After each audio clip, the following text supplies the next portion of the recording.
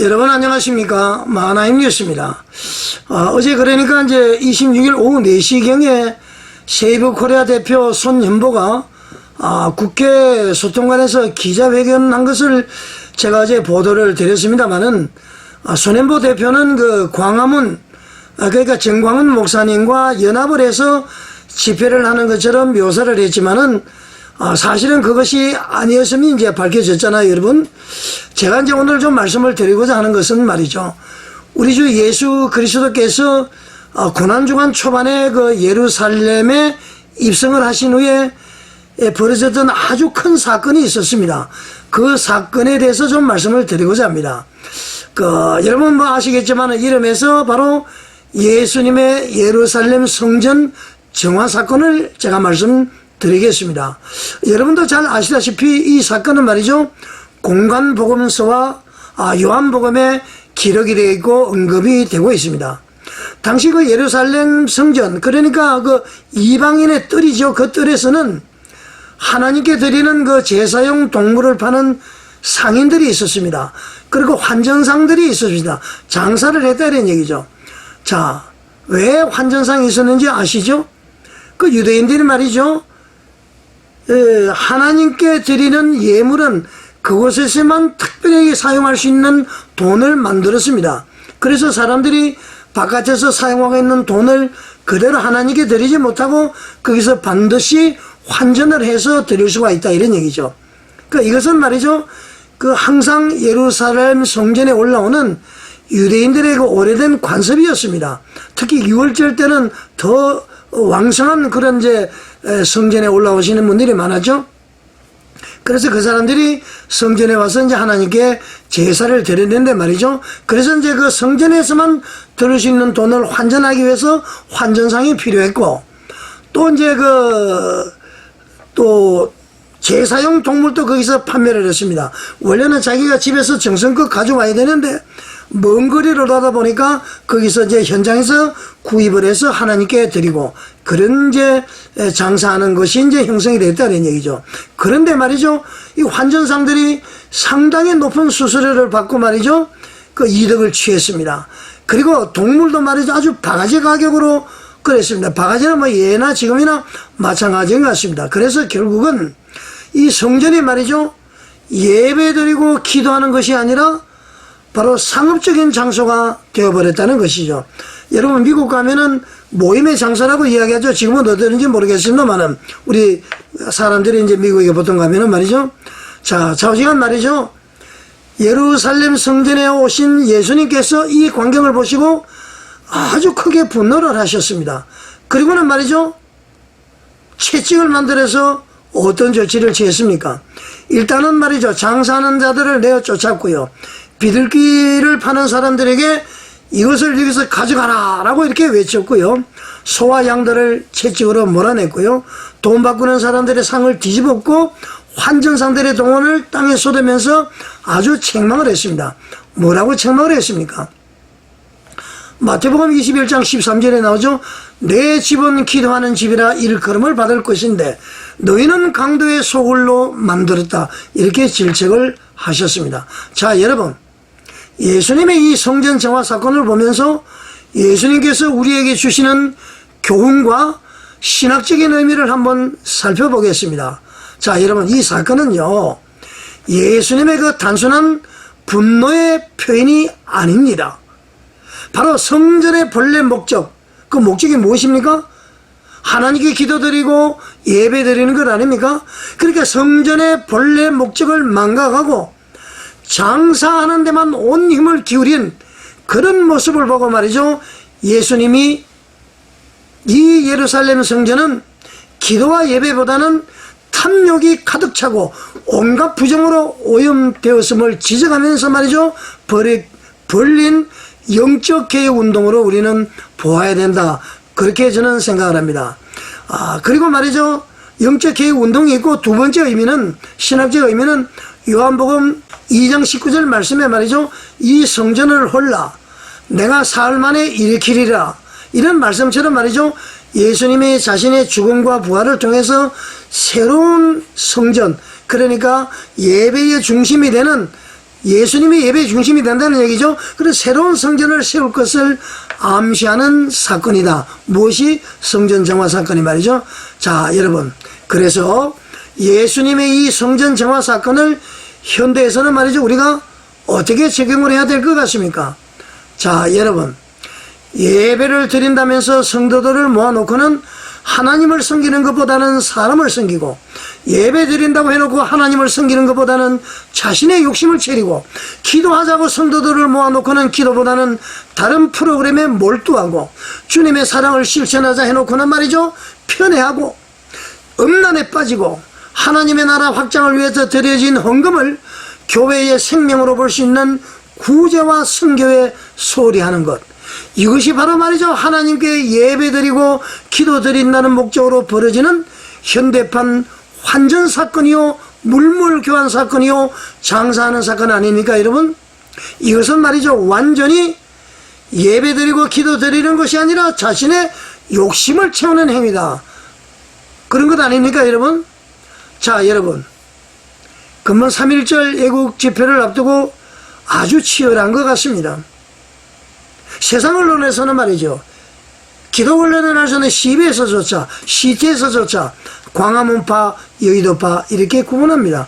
왜 이렇게 분리를 하겠습니까? 이렇게 분리를 한 사람이 누굽니까 여러분? 왜 사람 목에서 경쟁 아닌 경쟁을 하고 있는 것 아닙니까? 저는 말이죠, 이래서 줄기차게 연합집회를 주장한 것입니다. 사단 마귀 귀신은 분리하는 것이죠. 안에서 말이죠, 내분이 일어나기를 바랍니다. 그것들이 마저 광명한 천사로 다가옵니다. 절대로 여러분들 속아서는 되지 않는 것입니다. 우리 한국교회가 한 하나님을 믿는 모든 사람들은 연합해서, 더군다나 말이죠, 마흔역 임명에 대해서 5대3으로 인용이 되었죠. 참으로 미래가 불확실합니다. 우리는 하나님께 예배드리고 기도하고 말이죠, 외쳐야 되고 힘을 하나로 모아야 됩니다. 참으로 안타깝죠. 세이브 코리아 대표 손연보는 말이죠, 어제 기자회견에서 막 깜짝 놀랄 얘기를 했습니다. 어제도 말씀을 드렸죠. 광화문과 여의도 집회를 이렇게 운운하면서 말이죠, 기도회를 중심으로 하는 여의도에 모일 사람은 여의도로 모이라, 그렇게 얘기를 했습니다. 방송 한번 보시겠습니다.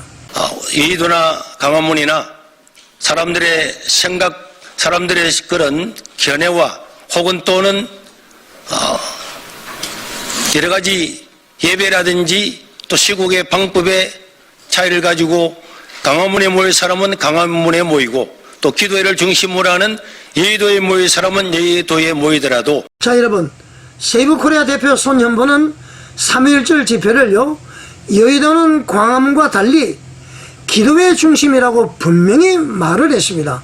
그러면 말이죠, 세이브 코리아 주최 여의도의 3.1절 집회는 기도회 중심이 되어야 할 것입니다. 왜냐하면 하나님과 사람 앞에 공포를 했잖아요. 이 말은 예배와 기도에 집중하겠다, 그런 것 아닙니까? 자, 기도 드릴 테니까 한국의 성도들은 다 여의도로 오십시오, 이렇게 이제 광고를 한 것입니다. 연합집회라는 말을 섞어가면서 말이죠, 그렇게 한 것입니다. 연합집회라면서 광화문은 이렇게 가고 기도회 중심이니까 이리 와라, 그런 얘기입니다. 자, 여러분, 만약 세이브 코리아가 주최하는 여의도 집회에서 말이죠, 하나님 말씀 외에 정치적인 구호나 태극기를 들거나 말이죠, 현 시국에 대한 정치성 설교나 연설이 있다면 이는 분명히 성도들을 속인 것이고 하나님을 기망한 것이고 성전을 더럽히는, 성전을 강도의 구렐로 만드는 것으로밖에 볼 수 없을 것입니다. 그렇지 않습니까 여러분? 자, 여러분, 제 말이 궤변인가요? 절대 아닙니다 여러분. 세이브 코리아 대표 손현보는 분명히 기도회 중심이라고 했습니다. 기도회 중심이기 때문에 기도회 할 사람은 다 여의도로 오라, 그렇게 했습니다. 자, 그러면은 말이죠, 성도들을 기도회 중심이라고 불러놓고 정치 집회를 하면은 되겠습니까 여러분?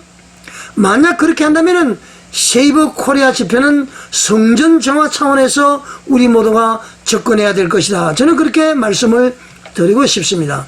손현보 목사는 말이죠, 2024년 1027 대회 때도요, 광화문은 정치 집회고 1027 기도회는 기도만 한다. 정치 구호 외친다고 되지 않는다. 기도를 해야 된다. 그렇게 주장을 해서 광화문 운동을 어떻게 보면은 폄훼하듯이 얘기를 했습니다. 그리고 광화문으로는 고개도 돌리지 마라. 태극기 흔들지 마. 성조기 흔들지 마. 이렇게 해서 말이죠. 한국교회를 갈라치게 했습니다. 기도를 하고자 하는 사람들은 다 그리로 오라. 그렇게 강력하게 광고를 했었죠. 그때 이제 손혜본 목사가 재미를 봤는지는 모르겠습니다만은 이번 3.1절 집회도 말이죠. 또 똑같이 아주 교모하게 광화문과 여의도의 연합 집회를 강조하면서 기도회 중심으로 하는, 여의도는 기도회를 중심으로 하니까 여의도로라, 이렇게 좀 갈라치게 하면서 모으고 있는 거 아닙니까 여러분? 어떻게 보면 상당히 교활한 것입니다 여러분. 자, 마하나임 뉴스에서는 말이죠, 불꽃 같은 눈동자로 지켜보겠습니다. 손혜본 목사가 성전 정화의 대상인지 아닌지 이것을 지켜보겠다, 그런 얘기입니다. 참고로 말이죠, 제가 세이브 코리아를 질책을 한다고 해서 지금까지 세이브 코리아에서 주최하는 집회에 가시는 분들을 제가 폄훼하거나 문제 삼는 것은 아니니까 절대 오해를 하지 마십시오. 여러분은 어떻게 됐든 거기 가서 정치 연설을 들었든 어떻게 됐든 하나님께서 불러서 기도를 하신 것입니다. 여러분 절대 폄훼하는 것은 아닙니다. 그 지도자들이 문제이다, 이런 얘기입니다 여러분. 자, 여러분, 저는 말이죠, 오로지 한국교회에 하나 되는 것을 거부하는 손혜본 목사를 거부하고 질책하고 있음을 여러분에게 말씀을 드립니다.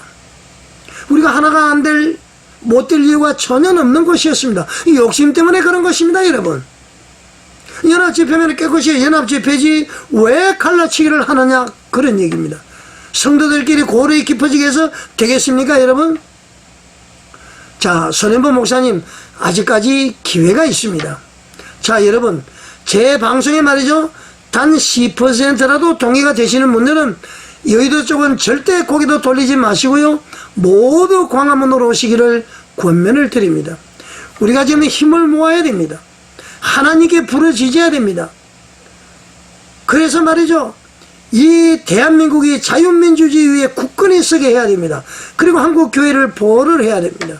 자칫 잘못하면은 한국교회를 파괴하는 세력들에게, 공산주의자들에게, 종북주사파들에게, 반국가 세력들에게 나라가 넘어간다면은 우리 한국교회 과연 얼마나 존립을 할 수 있겠습니까?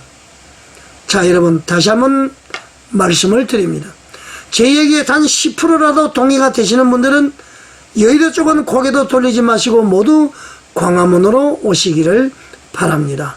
흔히들 말이죠, 거구 그러는데 거구의 정의도 모르는 사람들입니다. 제가 보는 스펙트럼으로 봤을 때에 정광훈 목사님과 광화문 애국운동, 대국본, 그리고 세이브 코리아는 극우가 아닙니다 여러분. 그분은 단편적으로 말이죠, 강력한 민족주의자입니다. 다른 민족을 배척을 해버리죠. 인종차별주의를 가지고 있는 사람입니다. 그 외에 이제 몇 가지는 우리가 지금 남북한이 지정학적으로 대립이 돼 있으니까 우리가 공산주의 반대하고 말이죠, 예수 믿으니까 동성애 차별금지법 반대하고, 그 당연한 거 아닙니까? 그것을 가지고 극우를 하면 되지 않습니다. 자, 여러분, 3월 1일 날 마음껏 이 나라를 위해서 외치시는 저와 여러분이 되시기를 바라겠습니다. 시청해 주셔서 감사드립니다.